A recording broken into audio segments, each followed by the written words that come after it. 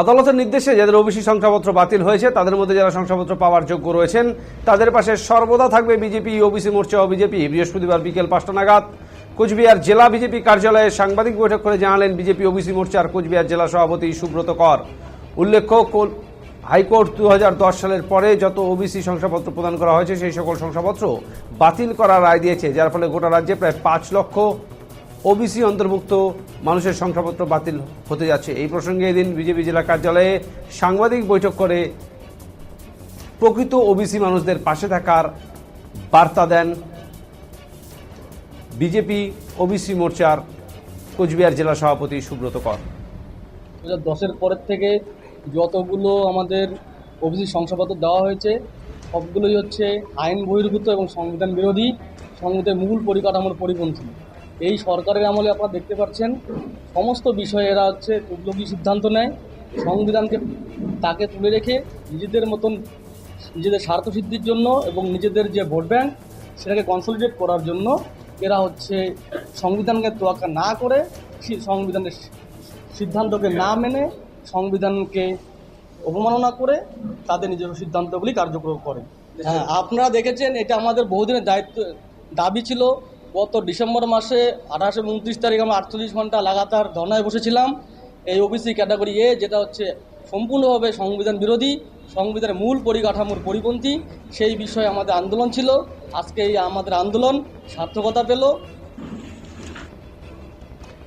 আমাদের কাছে সুপ্রিম কোর্টের দরজা খোলা রয়েছে, নিশ্চিতভাবে আমাদের দল সেদিকে এগোবে। কলকাতা হাইকোর্টে 2010 সাল থেকে ওবিসি শংসাপত্র বাতিলের রায় প্রসঙ্গে বৃহস্পতিবার কোচবিহারে বলেন তৃণমূলের মুখপাত্র পার্থপ্রতিম রায়। এদিন তিনি বলেন, আমাদের পশ্চিমবঙ্গে বিভিন্ন ক্যাটাগরিতে মাইনরিটি এবং পিছিয়ে পড়া বহু সম্প্রদায়ের মানুষ এই ক্যাটাগরিতে অন্তর্ভুক্ত রয়েছেন। আইনসভায় সেটি বিধিবদ্ধ আইন প্রণয়ন করে এবং সংরক্ষণের ব্যবস্থা করা হয়েছে। এটি একটি কমিটি গঠন করে তার সুপারিশ ক্রমে বিধানসভায় বিল এনে করা হয়েছে। এভাবে হাইকোর্ট এটাকে নস্যাৎ করতে পারে কিনা এ বিষয়ে আমাদের দল ইতিমধ্যে অবস্থান স্পষ্ট করেছে। বিজেপি এই বিষয়টিকে নিয়ে রাজনীতি করার চেষ্টা করছে, যা আগামী দিনে আমরা মনে করি সংবিধানের মূল কাঠামো সেটাকে ভেঙে দেওয়ার চক্রান্ত চলছে। ফড়নবিস, যিনি মহারাষ্ট্রের চিফ মিনিস্টার ছিলেন, তিনি বিধানসভায় দাঁড়িয়ে বলেছেন বিভিন্ন 52টা মুসলিম গোষ্ঠীকেও সেখানে ওবিসি সংরক্ষণ দেওয়া হয়েছিল। আমাদের পশ্চিমবঙ্গেও বিভিন্ন ক্যাটাগরিতে মাইনরিটি মানুষজনও যেমন এবং পিছিয়ে পড়া বহু সম্প্রদায়ের মানুষ এই ক্যাটাগরির অন্তর্ভুক্ত এসেছে। আইনসভায় সেটা বিধিবদ্ধ আইন প্রণয়ন করে এই সংরক্ষণের ব্যবস্থাপনা করা হয়েছে। একটা কমিটি গঠন করে তার সুপারিশ ক্রমে বিধানসভায় বিল এনে, তো এভাবে হাইকোর্ট নস্যাৎ করতে পারে কিনা এটা নিয়ে আমাদের দল ইতিমধ্যেই অবস্থান স্পষ্ট করেছে। মাননীয় মুখ্যমন্ত্রী মমতা বন্দ্যোপাধ্যায় বক্তব্য দিয়েছেন।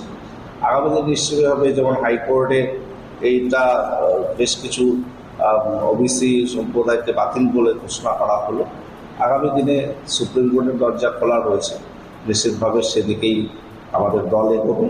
এবং আমরা মনে করি এ ধরনের যে বিষয়গুলো সেগুলো কোথাও একটা পলিটিক্যাল নেক্সাসের গন্ধ আমরা পাচ্ছি, যেটা অত্যন্ত দুর্ভাগ্যজনক।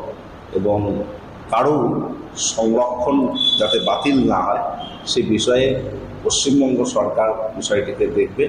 এবং বিজেপি যেভাবে এটাকে নিয়ে রাজনীতি করবার চেষ্টা করছে, আগামী দিনে আমরা তো মনে করি যে সংবিধানের যে মূল কাঠামো সেটাকে ভেঙে দেওয়ার চক্রান্ত চলছে। এবং এসসি ওবিসি সহ বিভিন্ন পিছিয়ে পড়া মানুষদের এই সংরক্ষণ ব্যবস্থায় একটা চরম আঘাত হয়তো নামে আনাবে বিজেপি, সেটা অত্যন্ত অশনি সংকেত আমাদের দল